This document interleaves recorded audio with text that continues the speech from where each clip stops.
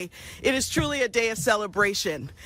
We are celebrating our collective North Star, which is yes to housing, right?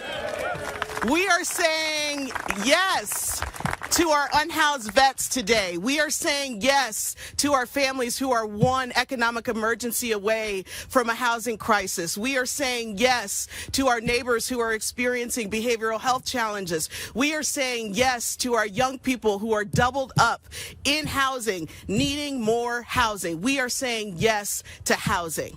And I'm so excited because this package of bills represents our opportunity to keep working. This administration and legislature has been so committed to addressing our housing crisis and our homelessness crisis. But guess what, y'all? We need to do more, and we need to do it faster, and we need to hold ourselves accountable. And what we are saying no to are delays. We are saying no to communities who are not doing their fair share. We are saying no to communities who resist building shelter in their communities for our unhoused neighbors. And we are also saying no to folks who protest affordable housing projects in our community. We are here now to say yes to housing, and it is my incredible honor to introduce our next speaker, who is one of our incredible housing champions, Assemblymember Grayson. Thank you. Thank you, Secretary Moss. And yes to housing. It is such a great honor to be here today with my colleagues as well as the governor, and want to recognize the incredible partnership between Governor Newsom and the legislature when it comes to the pursuit of finding solutions and identifying pathways to address the housing needs that are in California. Housing is connected to health care. Housing is connected to jobs. Housing is connected to education. Housing is connected to transportation. Housing is connected to the well-being of every individual in this state.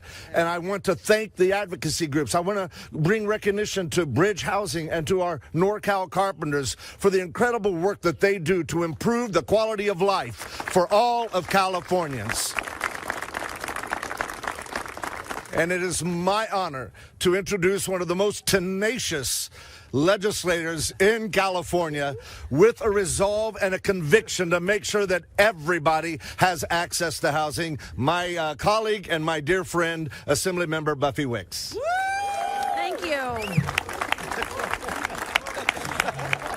I love that when my colleague says tenacious, this whole crew laughs and giggles in the background, but I'll take that as a compliment. I'm so excited to be here. I also want to recognize our Mayor, London Breed, who has been a tremendous leader on housing. Thank you for your leadership. And this wonderful group of people behind us, as well as State Senator Scott Wiener, who I know couldn't be here today.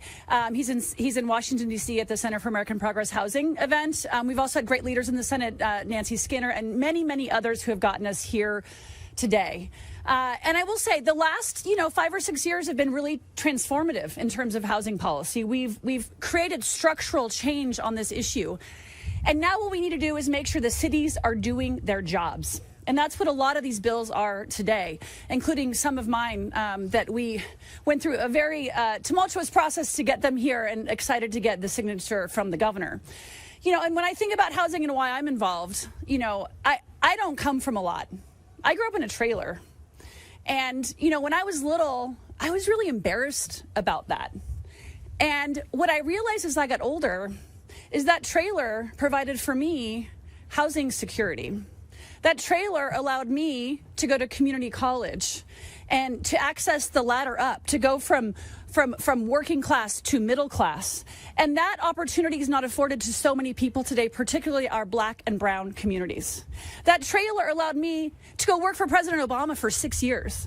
That trailer allowed me to be an assembly member in California and to do the work that I do.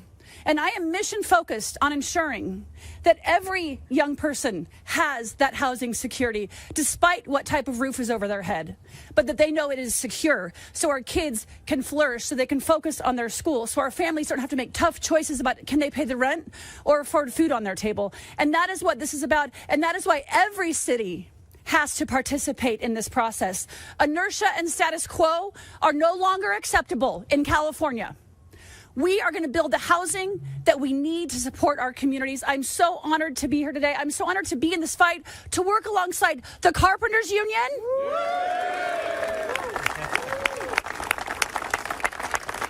And I will tell you, I was in Los Angeles yesterday. We did a groundbreaking for 800 units in South Los Angeles. Carpenters Union, 800 units in South LA with a Costco there.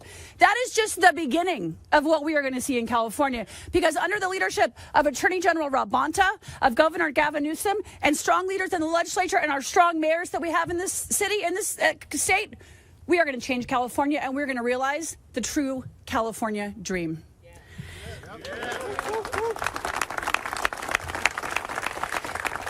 And when we say tenacious, that is not only the title only for me. That is also the title for one of the best attorney generals the state has ever seen, Attorney General Rob Bonta. Thank you. Thank you. Well, good morning, everyone. I want to first invite Assemblymember Wicks to introduce me at every other event that I have for the rest of my life. Thank you for that very kind introduction. Good morning, everyone. I'm honored to be here with so many pro-housing champions, people who are fighting for a better future, who believe in action and doing instead of just talking and hand-wringing.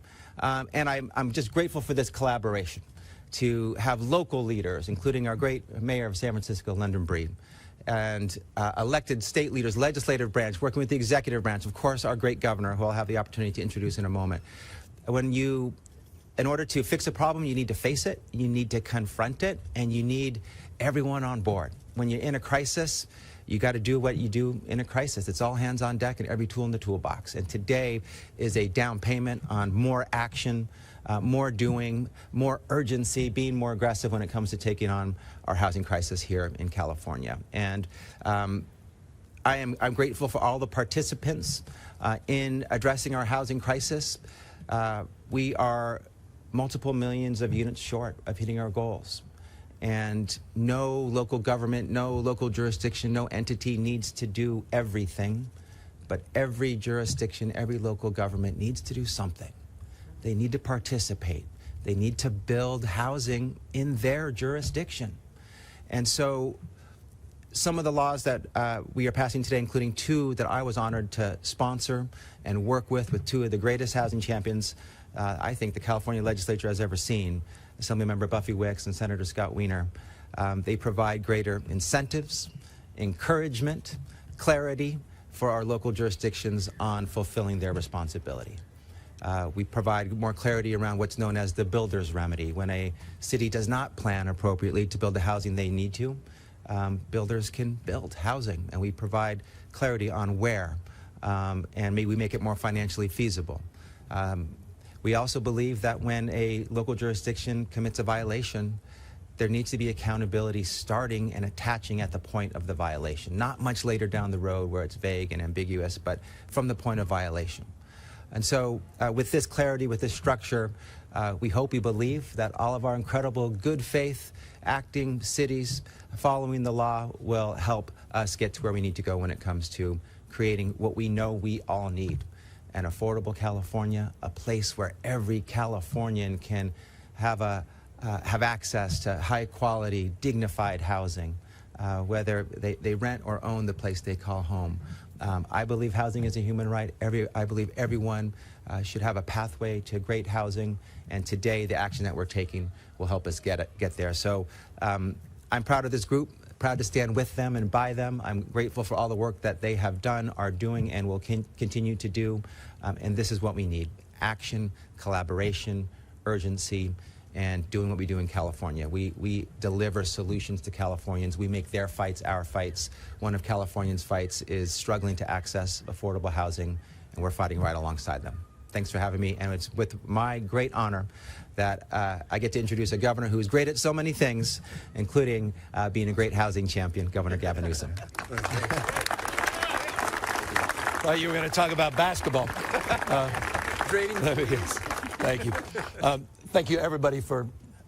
They were really impressive. I think they were trying to press all of you guys. There's a little more energy in this press conference than normal, because a lot of these bills they're tough, and you got to slog through them. There's 32 bills. that we'll be pressing today. 32, 7 that we're highlighting today, 7 that I'll be signing here today in this space. That is not the entire package of housing bills that are on my desk. I started 2 weeks ago, 991 bills. 991 bills on my desk, over 70 in the housing space, and I absolutely concur with what was just stated. This legislature in the last 4, 5, 6 years has done more, arguably, than the last 4 or 5 legislatures have done in the last 30, 40, or 50 years to address this crisis. I mean that. I couldn't be more proud of their work. And you've seen this sort of tectonic mind shift away from NIMBYism to YIMBYism, this shift around accountability, this shift of understanding that state vision is realized at the local level. Localism is determinative, particularly as it relates to housing. And accountability and transparency are foundational to advance those goals. That said, we continue to struggle with accountability. We continue to struggle with transparency. I give you Exhibit A, Huntington Beach, California.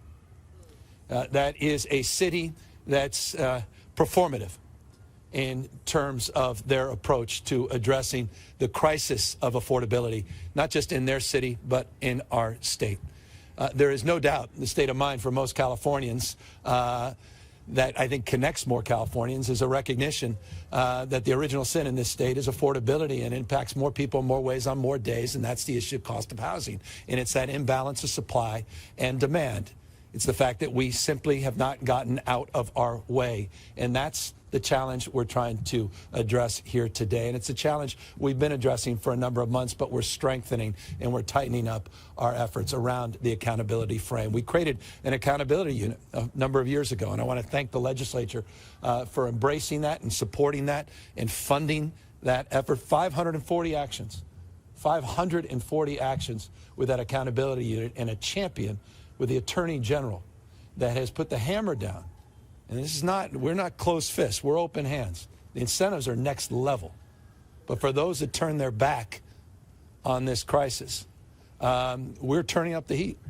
And Rob Bonta has demonstrably advanced some very aggressive actions that have produced some remarkable results. 7,500 units of housing have been unlocked through the actions the Attorney General has taken and this Housing Accountability Unit has taken. Ask the folks in Elk Grove if this accountability unit hasn't been impactful. And you will soon be able to ask the folks in Huntington Beach if the law I'm about to sign is not impactful. They continue to thumb their nose at the state of California, the people of this great state.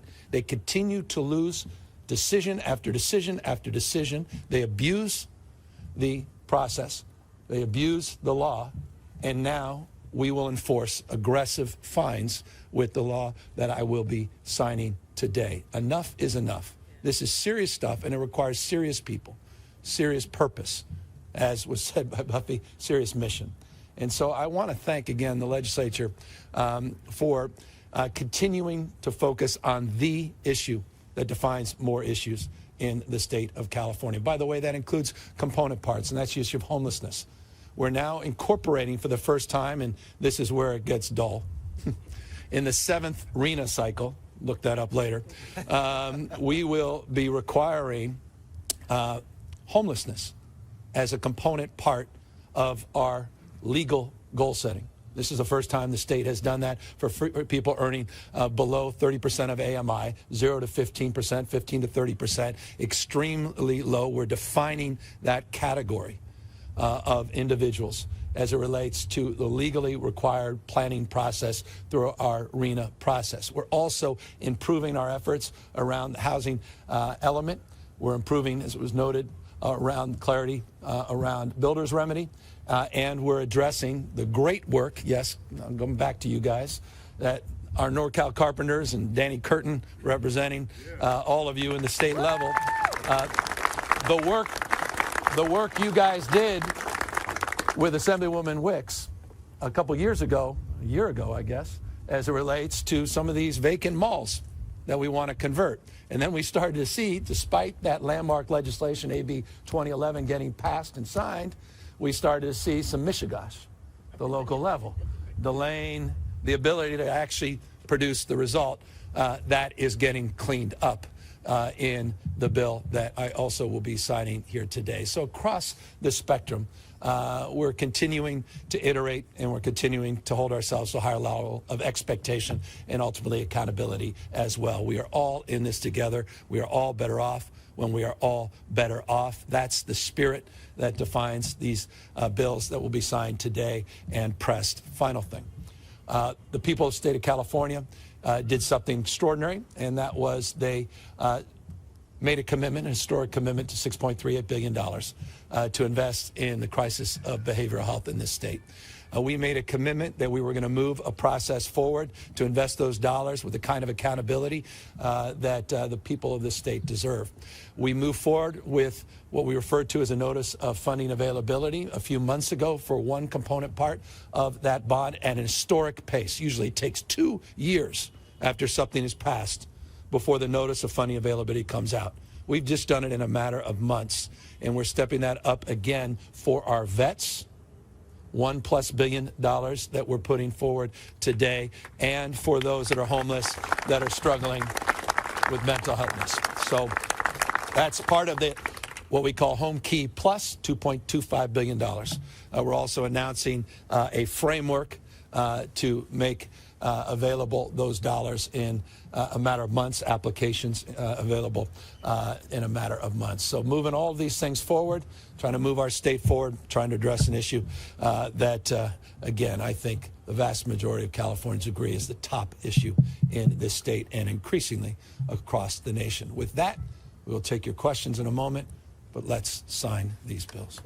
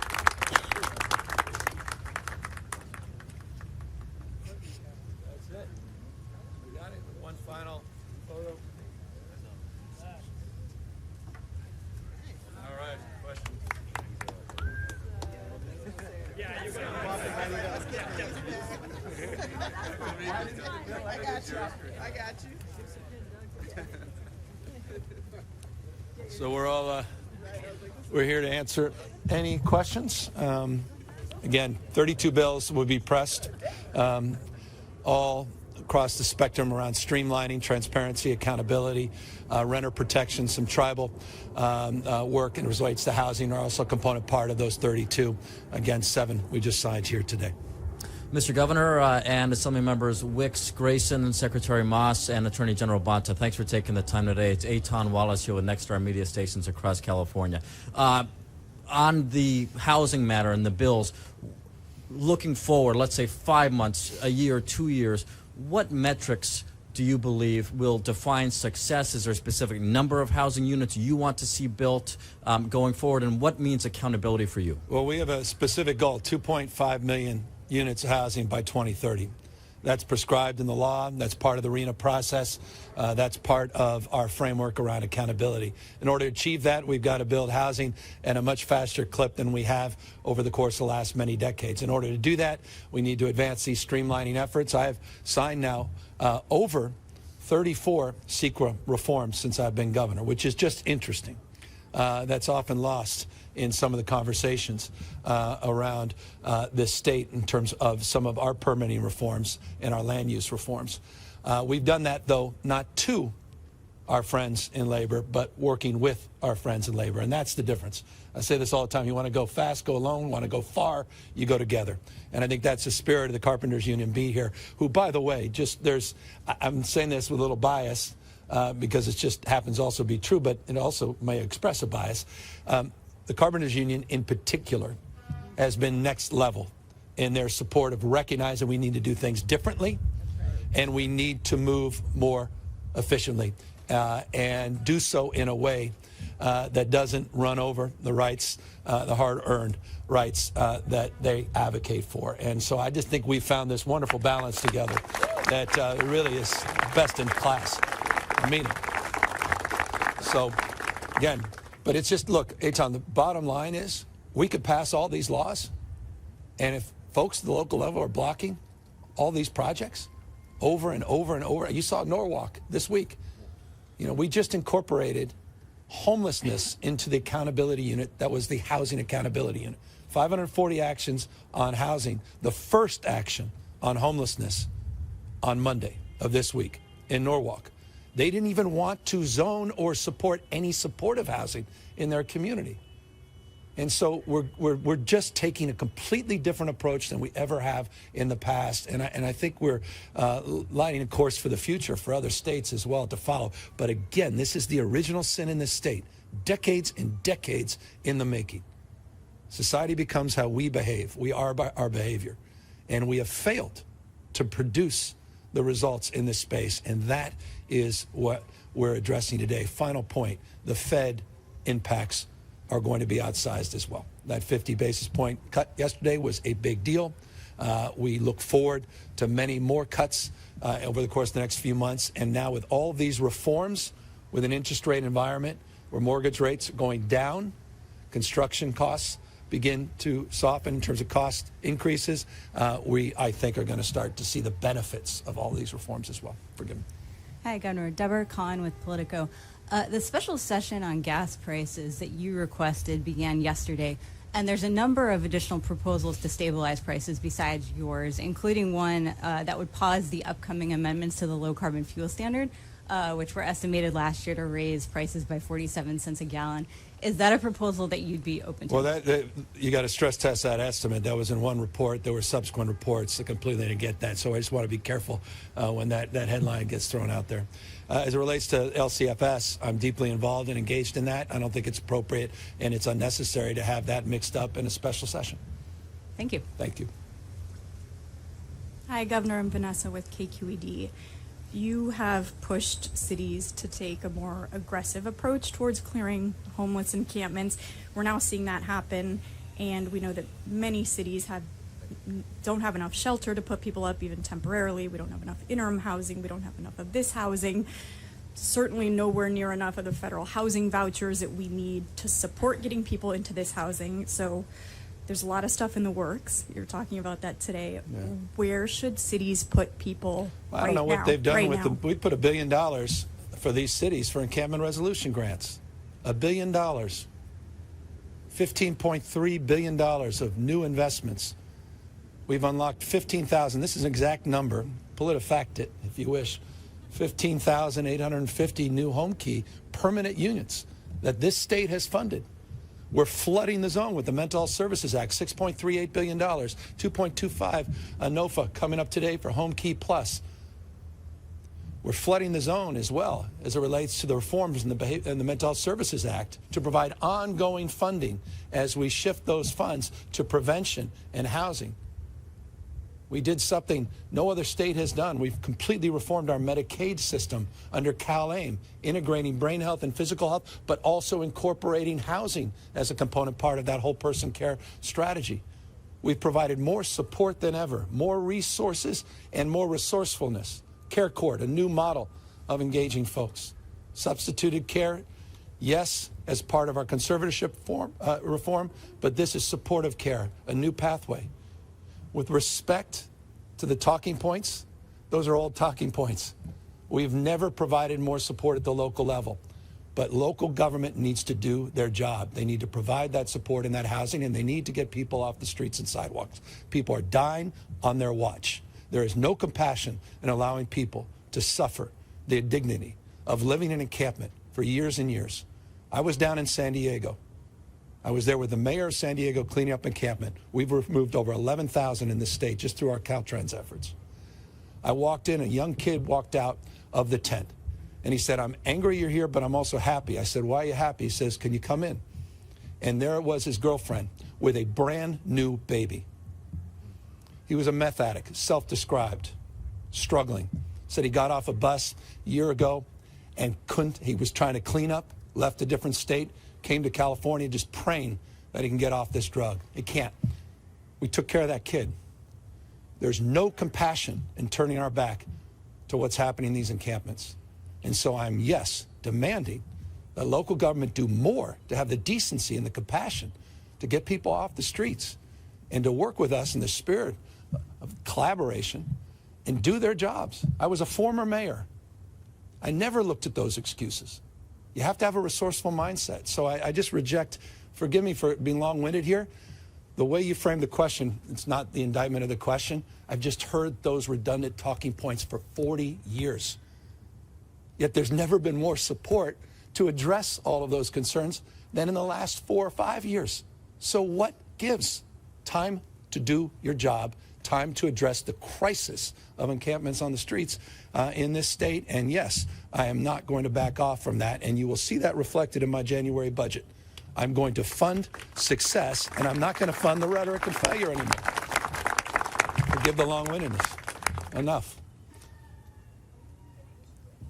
Guidance to cities around implementing. Well, we did. We have a framework under Caltrans that's very specific as it relates to notification.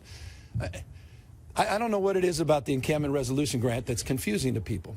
The reason we put $1 billion up is there was support. There's a framework. You don't get the money unless you resolve the underlying issue in the first place. You get the money because you actually have to identify the needs of the individuals that are being displaced, which means you actually have to provide support for them. And once you provide that plan, we then provide the money. That, by the way, is just one of many new programs the state has advanced. You have the HAP money, which is discretionary money, $1 billion last year, $1 billion a year before, $1 billion a year prior to that, which provides also discretion. At what point is enough enough? And so I'm at my wit's end a little bit with this. And that's why I did the executive order. They were using grants passed as an excuse. No one's talking about criminal. No one. Come on. That's not who we are. But it is criminal behavior to watch people die on the streets and sidewalks on our watch. That's criminal, to be complicit in that. As I said, society becomes how we behave. And if you call that compassion, I want a redefinition of that, because I just do not align with that point of view. Hey, Governor, Jeremy White with Politico. You signed a bill this week prohibiting the intentional sharing of manipulated deepfakes of candidates in campaign season. Since you signed that bill, Elon Musk has reshared the video that drew your ire in the first place. There are deepfakes out there of you endorsing Donald Trump, saying you are an agent of the Chinese Communist Party. Do you intend to seek legal action, whether it's against Elon Musk or anyone else, as this law now gives you standing to do, to remove these things? Well, look, I mean, we just signed the law. It's by no means novel. Like Alabama has a similar law. Florida has a similar law. Washington has a similar law. Ours goes a little further because it talks about election workers and what happens after the election. That's why I'm really proud of the work the legislature did in that respect, 60 days post-election, where we anticipate seeing deep fakes and manipulation as it relates to voting integrity. That is a profound distinction in our law. But I think Mr. Musk has missed the punchline. Parity is still alive and well in California, but deep fakes and manipulation of elections, that hurts democracy and the integrity of the system and trust. And we believe in truth and trust, and we think this law is sound and will be upheld in the courts. So do you intend to seek legal action, whether on Elon Musk or any of the proliferating deepfakes of you? The law asserts that many can seek injunction relief, and I just signed the law. I just signed 32 other bills on housing, and I haven't had a chance to review the specific lawsuit around a conservative blogger that seems offended by our law, but not the Alabama law or the Florida law. Thanks, Governor. Thanks. Hi, Governor. Suzanne Fawn with ABC7. So San Francisco must build 82,000 units in the next 8 years because of a state housing mandate. How will you, Governor, make sure that the localities have the resources they need to achieve the housing goals that the state is assigning to them? I'm old-fashioned. I remember when I was mayor, I never once looked to ask Arnold Schwarzenegger, what are you doing for us? I mean, the counties and cities are a resource to the state's not the state's job to figure out how to do that. It is the state's job to force state rules and regulations, state laws, where we're doing that. We provided, though, $40 billion since 2019, $40 billion for housing. But it's not the job of government to subsidize all of that housing. It's to create the conditions where private sector comes in and makes investments, and we provide housing at all income levels because we've created the rules of the road and we've created more certainty. So we're just trying to create more certainty, support those rules of the road, provide more accountability. But this is not, I guess, what I'm saying, writing a big check to San Francisco to address their 80,000 unit gap. In fact, quite the contrary, and I'll close on this. San Francisco was one of the early actions we took under the Housing Accountability. It's one of those 540 actions. And the mayor just left. I would compliment her. If she were here, I'll compliment her now that she's not, because the city, to their credit, worked with us, worked with HCD, worked with Secretary, and created a platform where we engaged and we collaborated, and now they're in compliance with the housing element. And that was technical assistance, your question, that the state provided the city to help as well. Okay, one quick question for a colleague. How does San Francisco revitalize the mid-market area after X, Twitter's departure? Well, I'm not the mayor of San Francisco, as you know, so I don't know the specifics as it relates to one departure of one company. But as it relates to downtown, more specifically, I signed a bill today, Assemblymember Ting, that will allow for increment financing to be captured for the conversion in downtown San Francisco, specifically from commercial to residential. Our mindset is this, not just stacking people downtown, or rather stacking businesses. It is stacking people, forgive me. And this notion that we can revitalize downtowns along the lines of what we've seen in other parts of the world, I think provides promise, and that's why this law was important. I applaud Assemblymember Ting for getting that law to me, and that law was just signed and will have, we think, an impact at least adjacent to mid-market in the downtown core in San Francisco. Hi, Governor. Good to see you. It's Annabelle Sosa with the LA Times. As you know, this November voters will be deciding on a ballot measure that is self-described as a homelessness measure, among other things, addressing drug and theft crimes. I wanted to ask, in light of this housing package that you've passed, do you plan to campaign against that ballot measure using your own campaign funds this fall? I fear I can't do everything because it just I've got trying to get Kamala Harris elected president of the United States, trying to get through these 900 bills. I mean, I just pray, I really do, people take a good look at Proposition 36. There's not $1 attached to it, not $1 attached to it. It's going to set this state back. It's going to cost billions of dollars. That's not my assessment. That's the Legislative Analyst Office assessment. Hundreds of millions a year over the next decade, billions of dollars, an unfunded mandate to guarantee something that doesn't even exist in 22 counties with not $1 attached. And what I mean by that is there's this notion that it's treatment on demand, the initiative, which is a hell of a thing.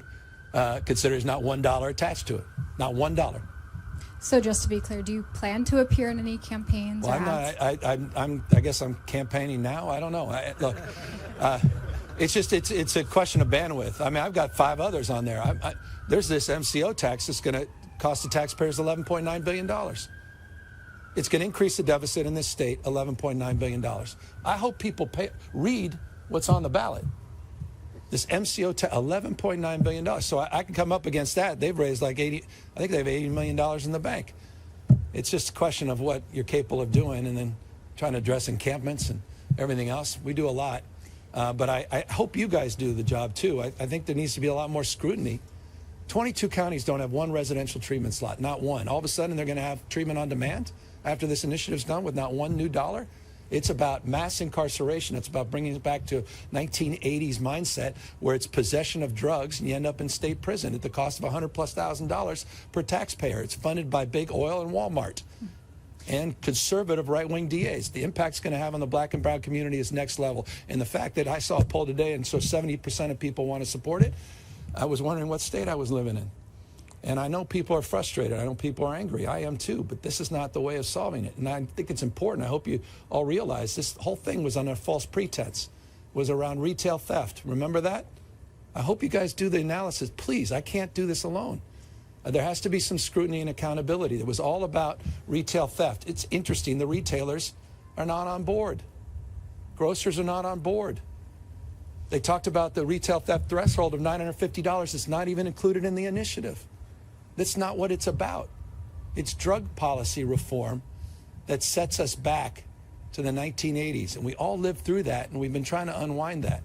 At the same time, I'm for accountability. I signed 12 pieces of legislation on retail theft. Retail theft, the leaders in the space all celebrate it as a national model, and they're right. And I thank the Attorney General and others. He's got a retail theft unit now. We just announced yesterday 171 new arrests, over $500,000. That was just from an operation last month with the CHP.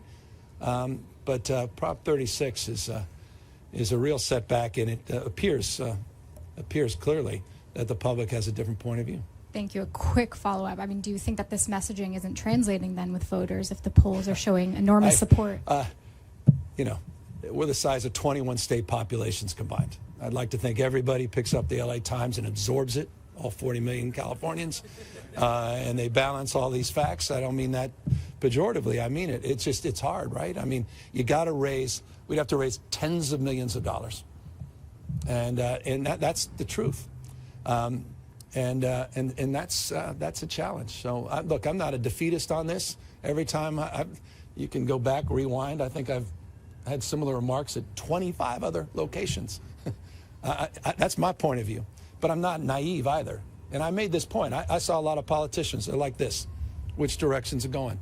And I saw them move in that direction.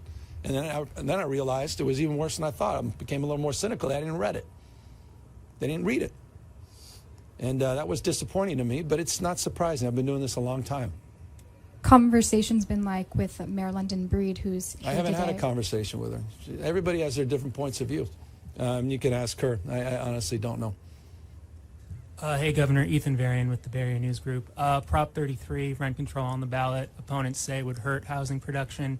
What's your position on that? Would expanding rent raise control... money for that, too? I just want to hear your point of view on it. I haven't even had a chance to dive deep on it. Do you think expanding rent control, allowing cities to do so I know would this. hurt California, AB 1482, which I signed, is the most significant rent protections in the United States of America. Anti-price gouging, 5% plus CPI, and just cause. We've led the nation in that space, and I was proud to be part of that a number of years ago. $4.78 billion for 371,000 households. You might want to write that down. 371,000 households have gotten the benefit of almost $5 billion of rent subsidies. We've also helped close to $1 billion, $950 million on first-time mortgages. So I'm proud of the work this state has done in that space. I haven't gotten into the weeds on 33. All right, fair enough. Thanks so much. Hey, Governor, this is Tamara Mino with Univision Bay Area. We've seen cities complying, cleaning encampments, but not everyone that lives on the streets are experiencing drug addiction or mental health issues. We've seen people that they just don't have or don't make enough money to pay rent. That's right. There are no shelters available. Some people just don't want to go to a shelter, but there's also a wait list to access affordable housing. Mm-hmm. We know this is probably a long-term solution, building more housing, but what do you think should be done in the meantime? Because what we're seeing is they're just cleaning these encampments, but people are just moving from one place to another. As I said, billions and billions of dollars we're providing cities and counties to specifically answer that question. We want accountability. Rapid rehousing, prevention dollars, subsidies, supports. housing all income levels. We want to see that effort take shape. I just signed a bunch of bills to advance that effort. We're providing unprecedented support to do just that. You've got counties that refuse. They have one thing in common. They all identify this issue as a crisis, and they don't do a damn thing about it. That was exactly what the Attorney General just said. They, for years and years and years, sat on their hands, not provided any support for any of the housing that you rightfully address as a concern.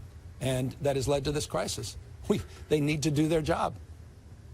And that's, I was a former county supervisor and mayor. That's deeply part of the job description. And our job description is to provide support, technical support, incentives, and drive accountability. And you're absolutely right. Some communities have turned their back, and they need to do more, and they need to provide that support. Thank you. Yeah.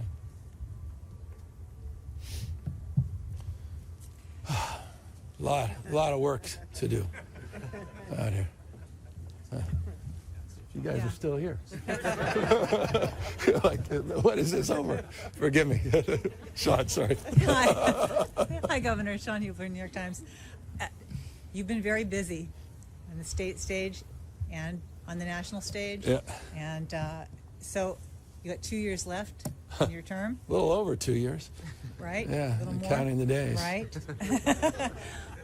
What are your top 2 or 3 goals before you leave office? And what role do you see for yourself longer term, if any, on the national stage? Well, I haven't thought about the second part of your question. We actually just laid out. I have, you guys, you got to return some emails you might want to at this stage of the president. I've got a process, Sean, called, we do something with our cabinet secretaries, OKRs, objectives and key results. We lay out numerically in detail what we want to accomplish. We do it on a quarterly basis, and then we've laid out that vision working back over the next, we had a 2.5-year framework that we put together. We just had a retreat on it. So I can give you more detail down across the spectrum of issues, but I think the broader strokes is around accountability, driving results. And I think a big part of what you're hearing today and seeing represented in these bill packages and the good work legislative leaders behind me have done is that we really all are, I think, aligned in that mindset. And so that's fundamental in terms of the approach on healthcare, on housing, on education, on children and youth across the spectrum. But I could provide you more detail because we have it down to the detail on a quarter-by-quarter basis. Yeah. What about the national stage? Well, I'm deeply committed to the cause of freedom and democracy.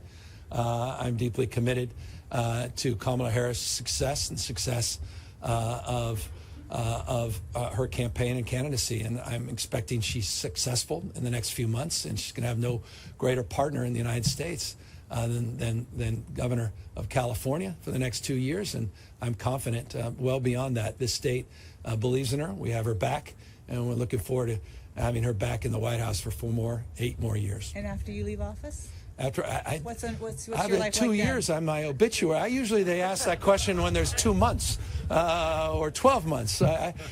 This is distressing. What to do? And you know this. 2 weeks in politics is a lifetime. 2 months is 2 years. I mean, you know. You want to answer the rest of that question? There you go, Rob. Yeah. It's on you, Mr. Governor. I appreciate it. Thanks, Sean. Thanks, Governor. Thanks. All right. Well, I appreciate it. Look, everybody, I didn't mean to be testy here today on some of this stuff, but it just breaks my heart. I've been doing this a long time, to Sean's point, and I'll very briefly end this. I've been hearing some of the same talking points for decades now. And I guess the longer you do this, the more frustrating it becomes, because I imagine 20, 30 years from now, if we're status quo ante, you'll be hearing the same stuff, and people even more angry. And so this is all about a pattern interrupt. It's like an old record player, and you scratch it. That's what this bill package represents. We just want to radically change the way we've been doing things. And I think that, more than anything else, defines the why, the what, and the how of the 7 bills that we just signed here today. Thank you all very much for coming out. Thanks.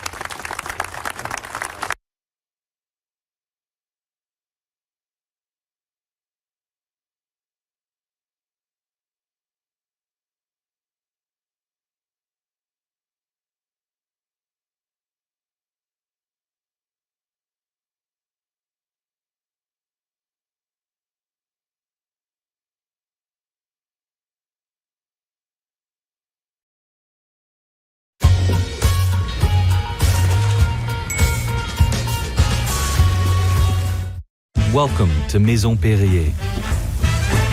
Feel elevated. Maison Perrier.